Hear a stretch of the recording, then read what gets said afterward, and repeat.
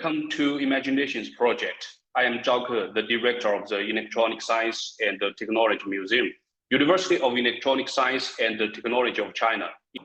Next, I have 4 simple questions for you guys. Normally, my first question would have been like, what is a specific project or program you are working on right now?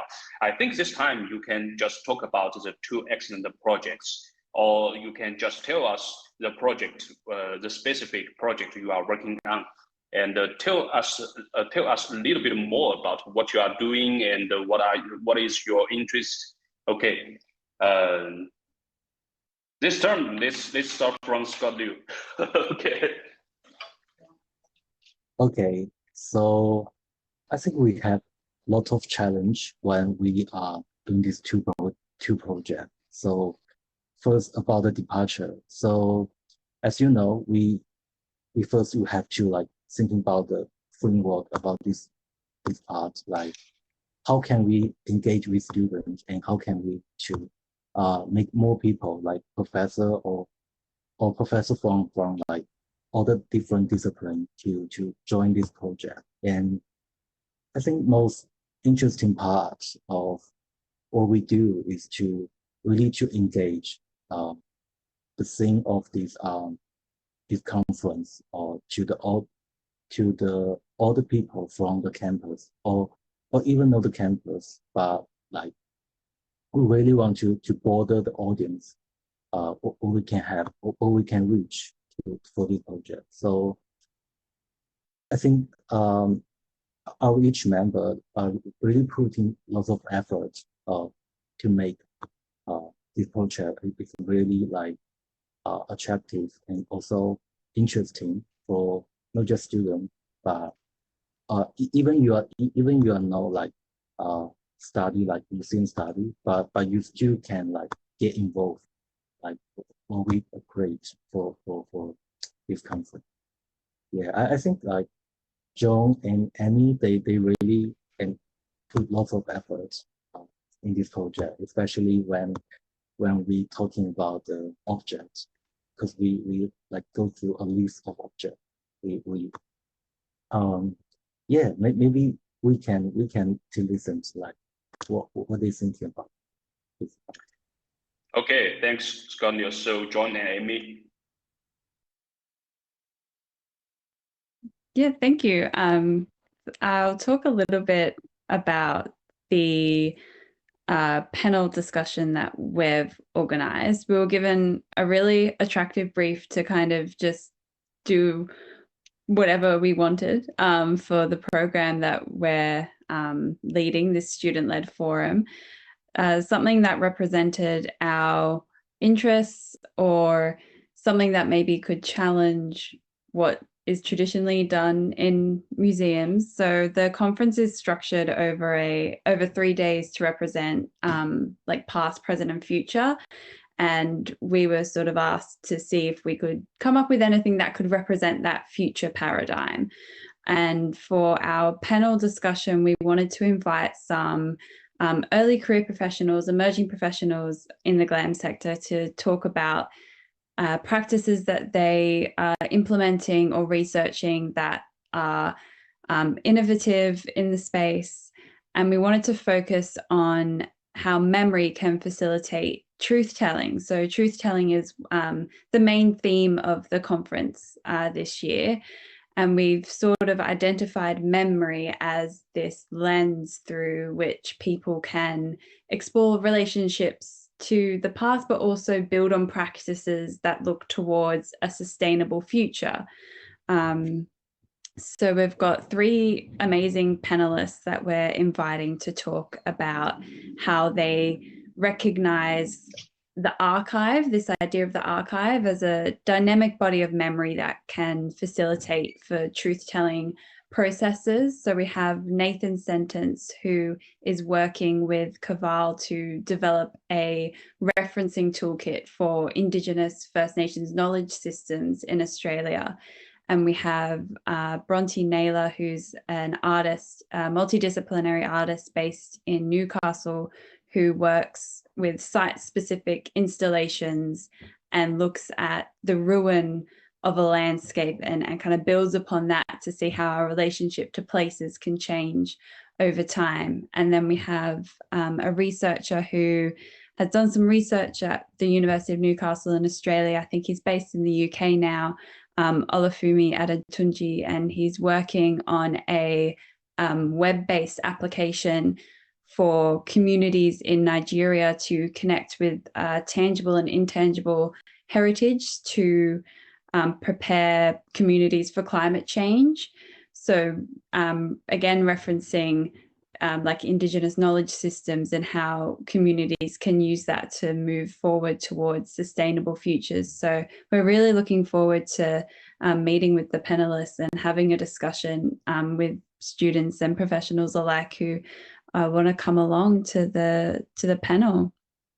And yeah, so that's one of the projects that we've been focusing on.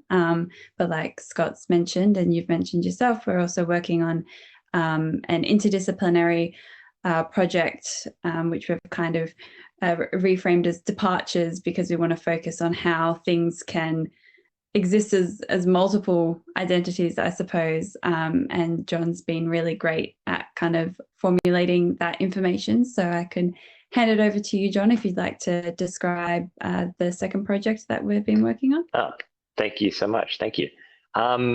Yeah, so I think that's exactly right. We had I think we discussed and we had noticed that in some of our studies, in museum studies, there's a lot of discussion about how, how the meaning or significance of individual objects is not a static or or a singular fixed definition, but of course, it depends who's looking, what questions are being asked, what frames of reference objects are being put into.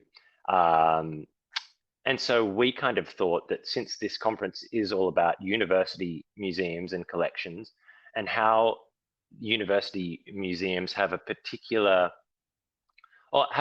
strong opportunity, let's say, to engage with academics from such a broad range of disciplines and approaches, that it might make sense to try and make certain objects within the university's museum here the focus of contrasting, perhaps, or perhaps complementary interpretations by academics from different disciplines. So what we've come up with is a museum trail, objects that are already on display in the galleries, but that will form a self-led tour, a self-guided tour, and then perhaps an online publication as well.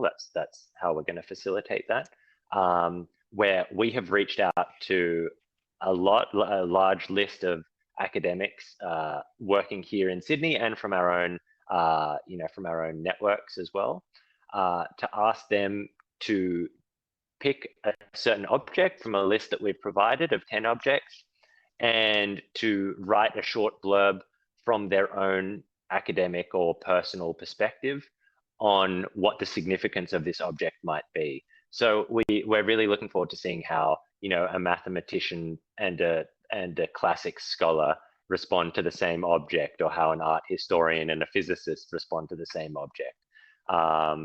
Yeah, and so that was just something that we thought might be fun, and a nice way in for the conference delegates to tour around the museum as well. Although I'm sure they'll have many opportunities to do that while they're here in other ways. Okay, thanks, John. When I first time hear the events you are initiating from Andrew Simpson, and I thought that you guys find this a perfect angle in university museum community to take the advantage of the disciplines of the university, of a university and the universities. So sometimes in university museum we were confusing. What is the best thing? What is the best angle we have to deep in? But this time, I think the travelers, the interdisciplinary project is a perfect one. And before that, we have a group, we have a panel to talk about, And I think you guys did very great this time. And how about Ruby and Louisa?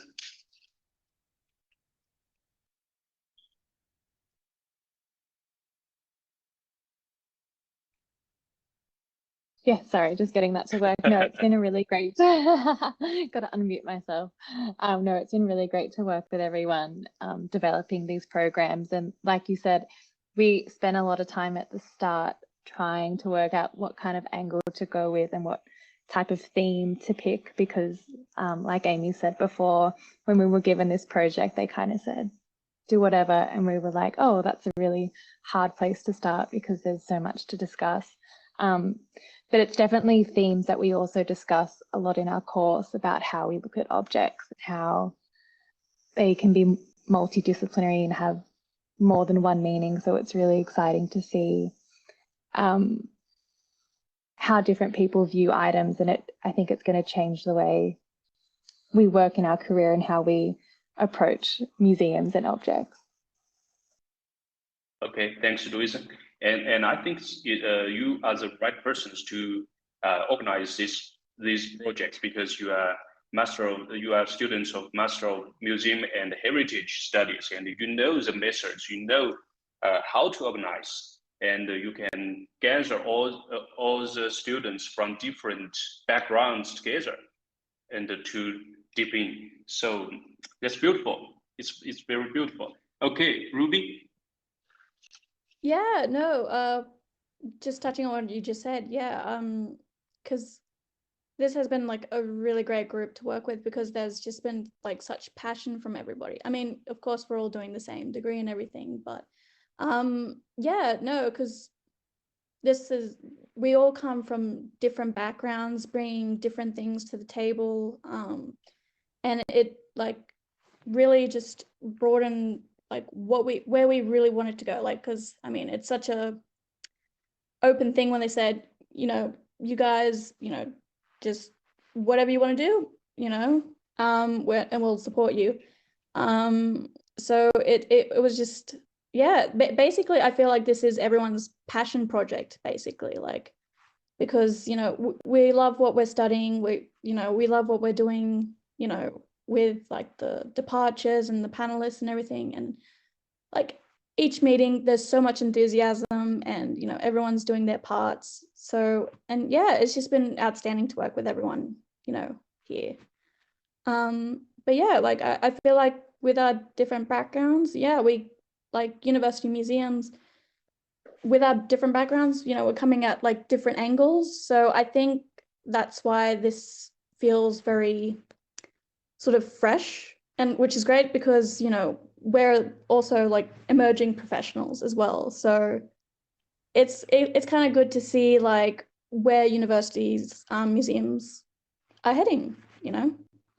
Yes, thank you, Ruby. As you said, we come from the different backgrounds, and we now we do the different thing. So we find the difference. The difference dive into innovation, right? Dive into sparks of science and technology, art and literature, or something else. So the difference brings more innovation. Okay, let's move to the second question. So in these projects, what is the most unforgettable experience when you are facing with them? I'll take this one. I think for most of us, we've all put in really hard work, and we've been working together for a few months now to develop this project. And I don't think we've had one moment yet that's been unforgettable, but I think we're all really excited to get to the end of August and to kind of like have our project together. So I think it's going to be really great to get all these submissions in and to be able to see where our work has taken us and come together. But what's also been great is that because we are students, this project has allowed us to step out of our coursework and not work towards a grade, like an individual goal, but as a collaborative team, work and create something that's going to be seen and experienced by a few people, hopefully, and demonstrate all of our hard work. So I'm really looking forward to unforgettable moments at the end of August. Okay, thank you, Louisa.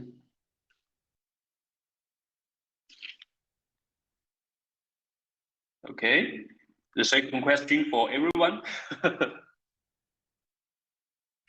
Oh, okay. Well, I can John. jump in as well.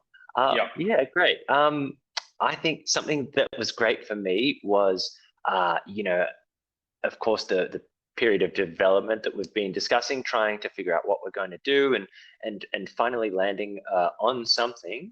And we've all been reaching out to, you know, our contacts to request their inputs on these objects that we've selected, you know, for this museum trail. And I think one of the most exciting moments for me has been starting to receive some of those texts back, and to really, it seems like our dreams are really coming true almost, because how unexpected some of the approaches that the academics or that the contributors are making have been. Well, it was just, they've just come back with some really surprising things that I guess puts it into perspective that what we're aiming to do is to open up the floor and to be facilitators for, you know, for multiple voices to speak, you know, within the confines of the museum, to facilitate conversation that's not just, you know, us putting our own authority, not that any of us would claim to have any authority, but, you know, that's the old museum thing of, we know best, we have the authority, we tell you this, but to reach out to many different people and to hear back many different surprising answers and voices, I think was a really exciting moment where the project kind of came true for me. So that was great. Okay, thank you, John. So put our series into practical way. That is the best moment. Okay, how about the others? Other guys?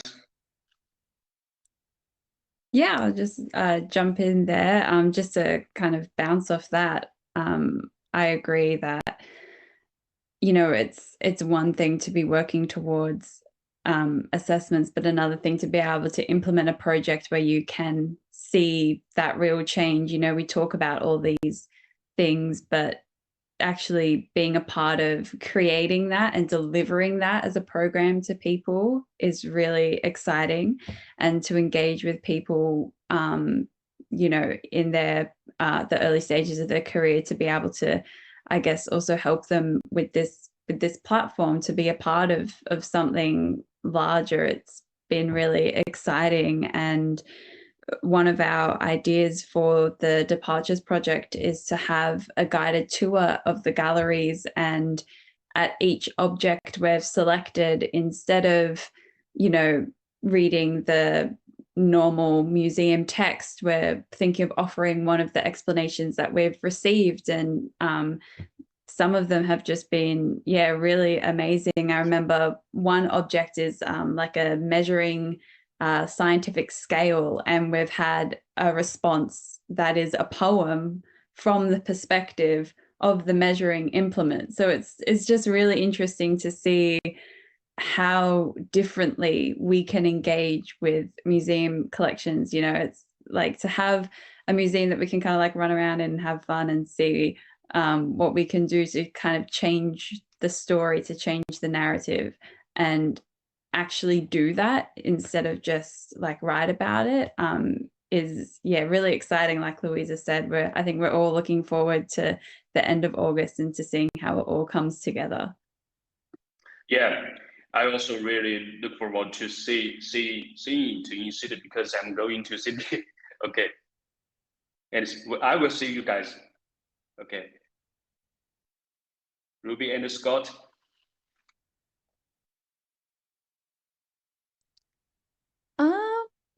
Yeah, I mean, everyone's sort of said everything. I guess it's just like, it's the anticipation of it all, actually like seeing it all come to life on the day, I guess. That's what I'm sort of most excited for, really. You know, when you actually put like all the theory into practice and see the actual outcome. You know, what Louisa was saying, you know, we're not being graded for this, but like to see like, not quite tangible, but, you know, to actually see it in front of you, that's, you know, I think we're all sitting in anticipation for. Well, do you guys remember what is a specific date you started this this project? That we started, it must have been in April or something like that. April. I think it was March. Yeah. March? Yeah, Like, start of the March? semester. Yeah, start of semester Yeah. 1. So Yeah. I don't know.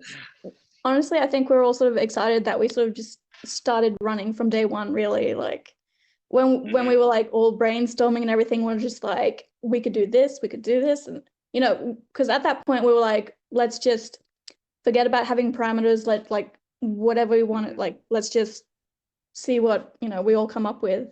Yeah, I don't know, we've sort of just taken off from since day one, really.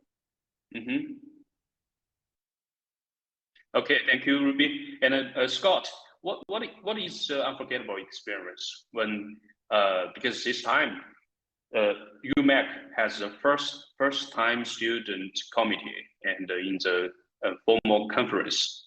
How about this experience? I think I have a very similar feeling, like Ruby said, and also Louisa and Annie, John, like we really like exciting like what we're doing because we put in lots of time for this. Like we start on March or even earlier, I think. So I think it's really like you know like uh building a building. We went from zero and like lay out like step by step, like really to making this the building is the structure or something like. So we at final stage of this project, and we're still like working really hard like to make sure like every part of this project is really like to achieve like what we expected for this one. So I guess yeah. So for me, like I for this time I doing some like graphic design because we have an Instagram account for our this project. Yeah. So I doing some design for our like Instagram posts. We really want to like making the connection about our like what we want to like to communicate with our audience, and also the theme of this conference, the memories. And yeah, we're still working on that. So let's see like what we can have like by the end of August. Okay, thank you, Scott, and congratulations on those projects, guys. And I believe all the colleagues in the community will love that. Okay, let's move to the third question. The third question is like a question for every one of you.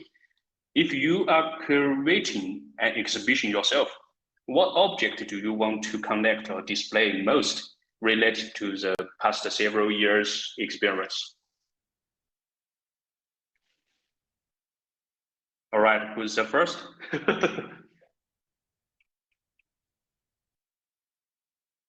So it's like okay. any object we want. Sorry, John. Okay, Ruby, please. No, so what you're asking is like any object we would want in the world? Yes.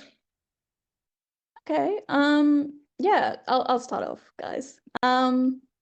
So I mean, personally, because I sort of go through these little kicks every now and then of just like the most randomest things sometimes.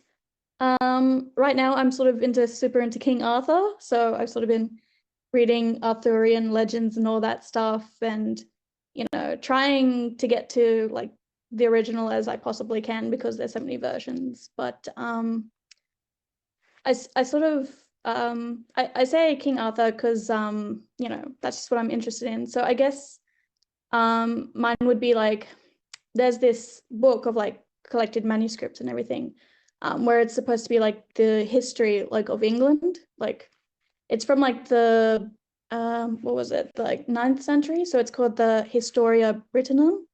So basically it has all like descriptions and like about inhabitants and historical and topographical information and stuff. And but it's also like the earliest known reference to King Arthur. But I bring this up because, you know, there's still debate over whether he was like a real person or not. I mean, people say there was probably a guy, a warrior called Arthur. But from, you know, what they perceived as history has sort of turned into legend. And, you know, so many, like 1,000 years later, it's like, you know, was this even a real person? Like it's almost become myth. And then even then, like those kind of like legends and stuff still sort of come into pop culture these days. Like if you look at Lord of the Rings, that's got a lot of influence from King Arthur as well. So I think I would sort of like display the Historia Brittonum and sort of have it connect to other, you know, sort of histories that sort of turned into legends and how that sort of has impacted pop culture today, really. Yeah. I mean, that's personally what I'm interested in, but, you know, hopefully people come to see whatever I've curated. Yeah, thank you, Ruby. Hope you will curating this exhibition. Okay, thank you. Okay, just now, John. Yeah. Thanks very much for that. Yeah, well, that sounds great, Ruby. I'm looking forward to your exhibition for sure. I was thinking about this, and you know, of course, there are so many, numberless objects in the world, but something that I've been really interested in recently is the textile art of an artist called Annie Albers, who I think her works are really attractive in a contemporary, for a contemporary exhibition for a number of reasons. One, because they're beautiful pieces of modern art, but two, because they have a connection to heritage craft, traditional craft, and I think it's really interesting to, this moment of maybe trying to reframe definitions of fine art and what does and what does not get to be shown in a gallery. Of course, Annie Albers is hugely famous, and that her, the institution has recognized her work. So I can't be claiming to be doing any really original thinking about this, but I think it's a really interesting moment that these beautiful hand-woven, on a loom, hand-woven textile art pieces are being reconsidered and looked at in the context of, of modernist art. And I think there's a lot to draw out from looking at those kinds of objects. Okay, thank you, John.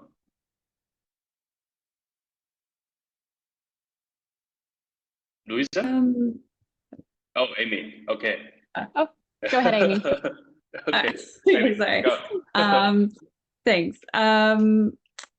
This is interesting. I've throughout our studies, we have to, look at a lot of institutions and see what they're doing. And one place I find myself coming back to is the Film and Sound Archives, and kind of non-traditional objects, perhaps like video games, or like even just audio recordings, sound recordings of interviews.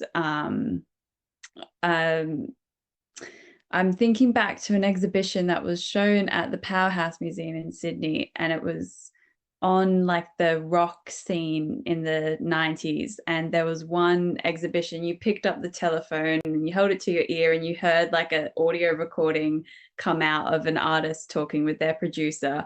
And you were kind of positioned as the artist receiving this news that, you're going on tour or whatever. And I thought that was so fun, and playing around with those different sorts of media.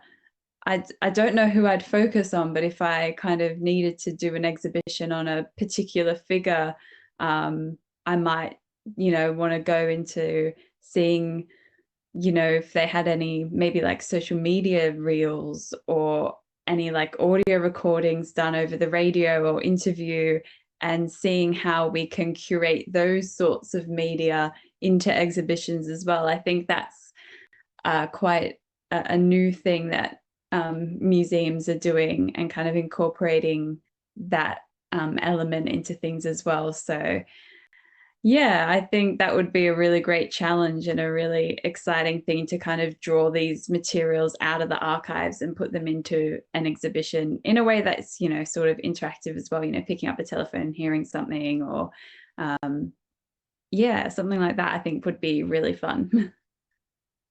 Okay, thank you, Amy. And I think someone said that everything is bit. It's like communication is everything in the world for nowadays. Okay, so you talk about something, some exhibitions about the media, the communication, right? Okay, that's cool. Okay, Louisa. This is such a hard question. Like, what do you pick? I guess when I walk through exhibitions, I'm always drawn to items that are really universal, just maybe mundane items that everybody uses in their house and that have been used for decades and centuries and thousands of years. I always love clothing. And I think, yeah, that's such a great object because we all wear clothes, but like it's so different and personal to each individual, and it reflects so much and has done and can tell so many stories over time. So I love clothing. I think I would want to do something about that because I don't know, it's really great. I think it's so interesting. Okay, thank you, Louisa. That's interesting. And how about Scott? Well, I think that's such a big question. You can be, you could be big and it could be small, Yeah. you know. Yeah. Yeah. I think like what you said, like one exhibition is about like to communicate idea to other people. So for the idea of communication, I think it can be both visual and also can be like intangible, like the sound from our city and the sound of the nature, and also the sound like from like our friend, family, college. I think there are lots of sounds in our life, like surrounding us. We're in such an environment, like so.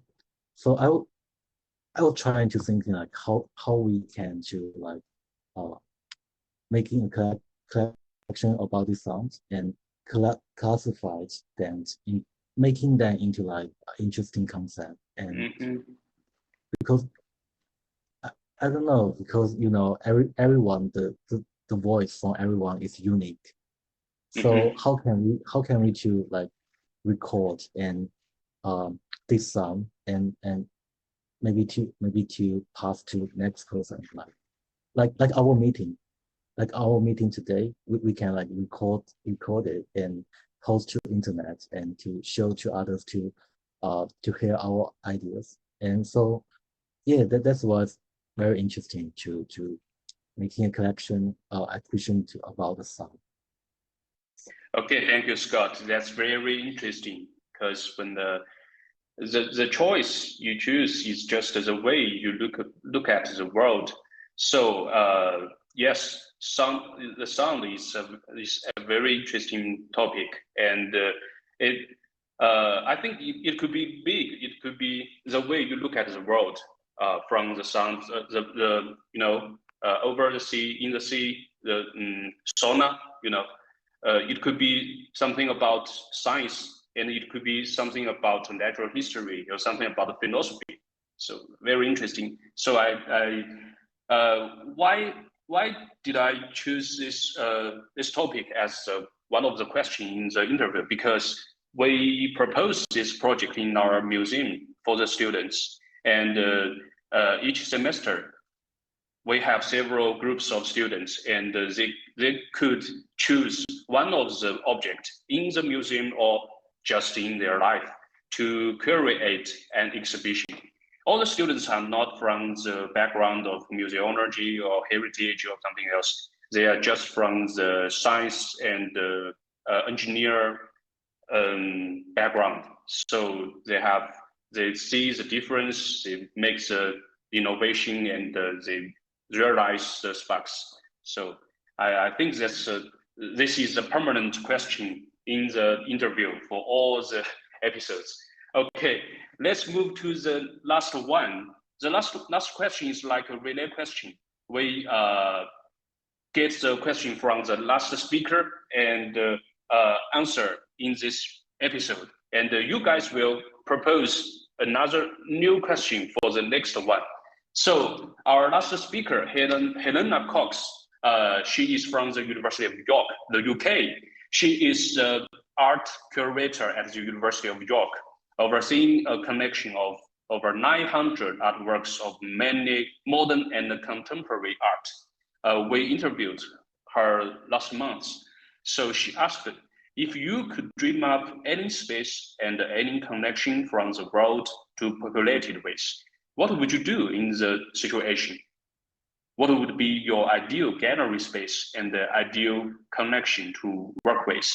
So it's a little bit similar with the past questions, but you can answer the new one this time. How about Amy? Yeah, no worries. Thank you. I found this question really interesting. And the first thing that came to mind for me, I remember coming across in my research an exhibition from Derby Museums in the UK. It was called Objects of Love, Hope and Fear, a World Collection. And I draw inspiration from that in my answer to this, because what they did is they had objects from around the world, but they took them out into the streets of the local community to kind of see how the public engaged with them. And I thought that that idea was so special and so unique. And even like in a university context, what would it mean to kind of take items out of the collection and have them in the thoroughfares on the university, seeing how people could engage with them? So I think if I had any collection, I'd probably choose like a local collection from a community, and then not permanently probably, but for a temporary period of time, kind of take those objects into the community, into the streetscape, and see how people related to them. Maybe there'd be like little information boxes or some kind of QR code where you can add your own little story connected to each object, and then those objects can go back into a museum context, but the interpretations of them, the voices from the people of the community.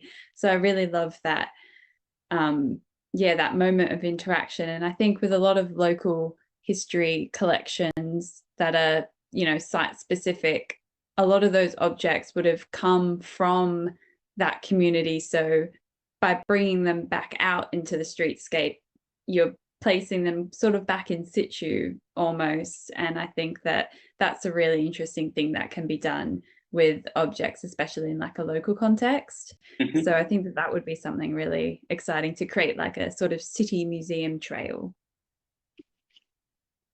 Okay, thank you, Amy. So university museums always have two dimensions, right? Global and local. So we are focusing on local community. Okay, John? Oh, yeah, sure. No, I can. Yeah, of course. This is a great question, and it's so funny how when you're faced with, infinite possibilities, you can freeze a little bit, like, oh, I don't know anything I want. So maybe, okay, so I'll make an unrealistic request. We've been talking a lot, of course, I suppose, in the museum studies degree about white cube spaces and, and about the kind of perhaps sterility or the ideological coding of the white cube and all of that. And I'm really excited at some point to work on an exhibition that is antithetical to that. So if the white cube is about sterility and objectivity and, and it comes with this kind of hospital kind of feeling of a slight discomfort and a slight impersonal feeling. something that's the opposite, where you feel comfortable, there's, it's soft, there's places to sit, relax, spend time, not just move through, like someone's lounge room, but on a larger scale, where people can come and be with the works and be in the space for a longer period of time and be comfortable. I know, of course, there are practical reasons why that's difficult, but where you said we're allowed to have whatever we want. So thinking about what kinds of works might benefit from that kind of longer engagement, I suppose some paintings that are large and detailed and that can't be taken in all at a single glance. So that leads me to think of the collection of Bruegels from the I believe it's the main gallery, the Kunsthistorisches Museum in Vienna. They have, I believe, the largest collection of Bruegel paintings in the world, and that's something I'd like to sit with for some time and be comfortable and really enjoy. So that's my answer. Okay, thank you, John. Very interesting, and we would like to know more fantastic ideas. How about Ruby? Yeah, sure. So mine, yeah, if I could do anything, yeah. Mine sort of follows off of John's a little bit, where it's just as a teacher, you want to get your students really engaged and sort of immersed in their learning, like to the point where like they're having so much fun they don't even know they're learning, but that allows for deeper understanding. So like a space that's playful for like adults as well. So not just, children, but like adults as well, where you can actually like play with the space and engage with it, like, in a different way where it's not so static almost. And I'm not quite sure how that would exactly look, but just so that, I guess in a way, you can almost touch the objects. I mean, I know that like in a world like, there are definitely, more delicate objects and everything and things you probably shouldn't touch or anything. But when you do actually handle objects and like see them in person, that's when you start asking, questions and you want to know more. So, spaces that like allow for more playfulness in a way, that would sort of be like my ideal sort of space. That's great, Ruby. It reminds me an exhibition I visited in the past years in China. We have a very famous sword, 勾践剑. It was a sword from like 1,000 or 2,000 years ago, and the museum, they exhibited the sword here, and they replicated another one with the same looking, the same weight, and put it there, and every visitor there, they could just hold the sword and know the weight, and they dance, and they take a video, post in the social media. So that's cool. That's very cool. That is Where they can always actually feel the weight of it and actually play with it and like see themselves sort of in the history. Yeah. Of course, yes, of course, with the replicated one. Yeah, of course. Yeah. Of course. And I think in the future, with technologies of AR and VR, and with technology of something about, the gloves, if you wear the gloves, you can take the real touching feeling there. So with the development of the technologies, we can realize the feeling. We can strengthen the interaction between the audience and the objects. That's always the most important purpose we are working on. So that's very cool. It just reminds me of that exhibition. Yeah. Okay, so there's Scott. So It's a I big think question. like what you say, I think yeah, it's a big question. Yeah, I think the technology is really changing the way we're making what we're making in exhibition. So maybe in the future, maybe we can have like we say the glass. I think the glass maybe we're ready to redefine the way we're seeing like the exhibition, the object. So I don't know. I just really looking forward to like what we can have in the future. So the space for the space can be both tangible and intangible in the future. So how about and even back to us, we can have our like virtual like personality on the internet. So yes, I think um I don't know. I just really looking forward to how the technology can change people's life. Okay, thank you, Scott. Thank you for your answers. And okay, so we have to be responsible for the next speaker. So what is your question to the next speaker? And I feel it's bad luck for the next speaker. They will have she or him will have 5 questions from you guys. Okay. Well, maybe we'll nominate one person to give a Okay. question. Would that be okay? It's okay. It's okay as well. Yeah. Yeah.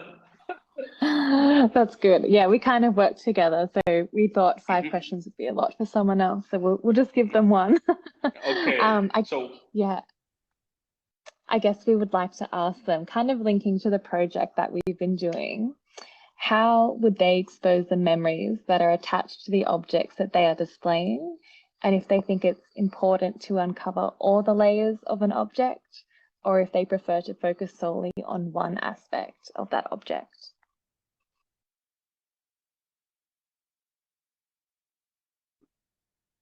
Okay. Oh, okay. There is something wrong with my signal.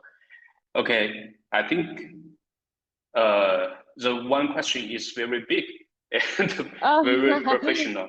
Very professional one. Okay. No, all So good. Okay. I cannot answer this one, and let's just leave it into the next speaker. Thank you very much, guys. Excellent. For Thank you so for- much. Thank you for your time. It's been great to meet you. Oh no. Been lovely. It's great. It's great. It's really great to see you guys. It's like a fresh power in this community. You know, I'll talk more when I am in Sydney with you guys, and it was so great to see you here, and it's an absolutely wonderful talk with you guys, meeting sparks, meeting specific value, ideas, thoughts, and I believe this episode will be the popular one.